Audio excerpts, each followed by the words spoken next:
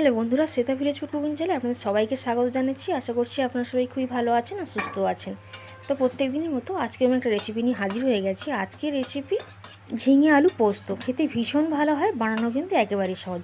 খুব সহজভাবে বানিয়ে দেখাবো, এর থেকে সহজ পদ্ধতি কিন্তু আর হয় না। তো আজকে ঝিঙে আলু পোস্ত রেসিপিটা শেষ পর্যন্ত দেখার জন্য সকলের কাছে অনুরোধ রইল। আর যদি ভিডিওটা ভালো লাগে থাকে অতি অবশ্যই একটি করে লাইক করে দেবেন আর কমেন্ট করে জানাবেন কেমন লেগেছে। তাহলে চলুন কথা না বাড়িয়ে রেসিপির দিকেই চলে যাচ্ছি। প্রথমে গ্যাসের ওভেনে একটা কড়াই বসিয়ে দিয়েছি আর গ্যাসটাকে অন করে দিয়েছি আর সামান্য পরিমাণে জল দিয়ে দিলাম। আর আগে থেকেই ঝিঙে আলু আর ডাঁটাকে কেটে রেখেছিলাম, সেটা কিন্তু জলের মধ্যে দিয়ে দিচ্ছি। খুব সহজভাবে বানিয়ে কিন্তু দেখাবো, কিন্তু খেতে কিন্তু দুর্দান্ত হবে। এরকমভাবে আমার মতন করে বানিয়ে নিতে পারেন, আশা করি আপনাদেরও কিন্তু ভীষণ ভালো লাগবে। দিয়ে দিচ্ছি পরিমাণ মতন লবণ এবং দিয়ে দেবো পরিমাণ মতন হলুদ গুঁড়ো। যতটা পরিমাণে বানাবেন সেরকম মেপেই কিন্তু লবণ এবং হলুদ গুঁড়োটা কিন্তু দিয়ে নেবেন। খুব ভালো করে খুন্তিটা দিয়ে নাড়াচাড়া করে মিশিয়ে নিচ্ছি। আর এখন আমি ঢাকনা দিয়ে ঢেকে 10 মিনিট কিন্তু এভাবে রান্না করে নেব। আলু কিন্তু সেদ্ধ হবে না, এরকমভাবে রান্না করতে হবে।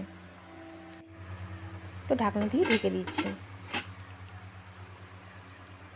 তো কিছুক্ষণ পর দেখুন ঢাকনাটা খুলে নিয়েছি। তো এই সময় কিন্তু 50% মতন রান্না হবে, খুব একটা বেশি রান্না কিন্তু হবে না। তো একটু নাড়াচাড়া করে নিচ্ছি। আর এখন কিন্তু আমি নামিয়ে নেব, একেবারে ঝোল শুদ্ধি কিন্তু নামিয়ে নিয়েছি। কড়াইটা পরিষ্কার করে নিয়েছি, ওই কড়াইয়ের মধ্যে সর্ষের তেল দিয়ে দিয়েছি। খুব বেশি তেল বা মশলাদার খাবার কিন্তু এটা কিন্তু নয়। তো সর্ষের তেলটা ভালো করে গরম করে নিয়েছি আর এখানে ফোড়ন দিয়ে দেবো। ফোড়নের জন্য নিয়েছি তেজপাতা, শুকনো লঙ্কা এবং 5 ফোড়ন। কয়েক সেকেন্ডের জন্য একটু ভেজে নিচ্ছি। আমি এখানে 5 ফোড়ন দিয়েছি, আপনারা কিন্তু কালো জিরে বা গোটা জিরেও দিতে পারেন। আর এখানে পোস্ত, কিছুটা পরিমাণে পোস্ত, একটু পোস্তটা বেশি দিতে হবে যেহেতু ঝিঙে আলু পোস্ত। তো আর লঙ্কাটাকে পেস্ট করে নিয়েছিলাম, সেটা কিন্তু তেলের উপর দিয়ে নিয়েছি। খুব ভালো করে কিন্তু ভাজতে হবে, পোস্ত যাতে কাঁচা গন্ধটা না থাকে এটা খেয়াল রাখতে হবে। আর পোস্ত ভাজবার পর কিন্তু একটা খুব সুন্দর সেন্ট আসবে, তখনই বোঝা যাবে যে পোস্তটা খুব সুন্দরভাবে ভাজা হয়ে গেছে। তো এখন গ্যাসের ফ্লেমটা মিডিয়ামে রেখে কিন্তু খুব ভালো করেই ভেজে নিতে হবে। তো দেখুন খুব সুন্দর করে কিন্তু ভাজাটা হয়ে যাচ্ছে। আর খুব সহজ একটা রান্না, খুব ঝটপট কিন্তু রেডি হয়ে যায়। নিরামিষ দিনে এটা একটা কিন্তু খুব দারুণ একটা খাবার। যারা যারা এই পর্যন্ত ভিডিওটাকে দেখেছেন তাদেরকে অসংখ্য ধন্যবাদ। আর অতি অবশ্যই ভিডিওটাকে লাইক করবেন।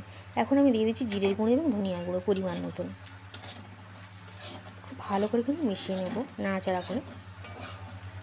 আর দিয়ে দেবো এখন পরিমাণ মতন লঙ্কার গুঁড়ো, হাফ চামচের চেয়েও একটু কম দিলাম। খুব সুন্দর করে মিশিয়ে নিচ্ছি। এখন কিন্তু সমস্ত মশলাটা ভালোভাবে কষানো হয়ে গেছে। আগে থেকে যেটা রান্না করে রেখেছিলাম ঝিঙে আলু ডাঁটা, সেটা কিন্তু দিয়ে দেবো। এবার ঝোল শুদ্ধ কিন্তু দিয়ে দেবো। তো সবটুকু দিয়ে দিলাম, খুন্তি দিয়ে নাড়াচাড়া করে খুব ভালো করে মিশিয়ে নেব।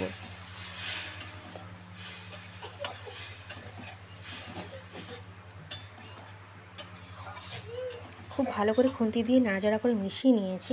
এবার ঢাকনা দিয়ে ঢেকে কিছুক্ষণ জন্য অপেক্ষা করব, বেশি সময় কিন্তু প্রয়োজন লাগবে না। 10 মিনিট পর ঢাকনাটা খুলে নিয়েছি। কালারটাও কিন্তু খুব দারুণ এসেছে, একটা দারুণ সেন্টও হচ্ছে, খেতে ভীষণ ভালো হয়, বোঝাই যাচ্ছে দেখে।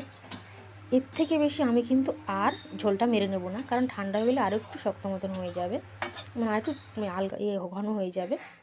তো এরকমই রাখবো। এই অবস্থায় আমি কিন্তু নুনটা একটু চেক করে নিয়েছি, ঠিকই আছে। তো এখন কিন্তু একটা পাত্রের মধ্যে আমি নামিয়ে নেব। তো আজকে ঝিঙে আলু পোস্ত রেসিপিটা কেমন কেমন লাগলো অতি অবশ্যই কমেন্ট করে জানাবেন, একটু শেয়ার করে দেবেন বেশি বেশি করে। আর যদি কোনো বন্ধু আজকে চ্যানেল নতুন এসে দেখেন অতি অবশ্যই চ্যানেলটিকে সাবস্ক্রাইব করে নেবেন।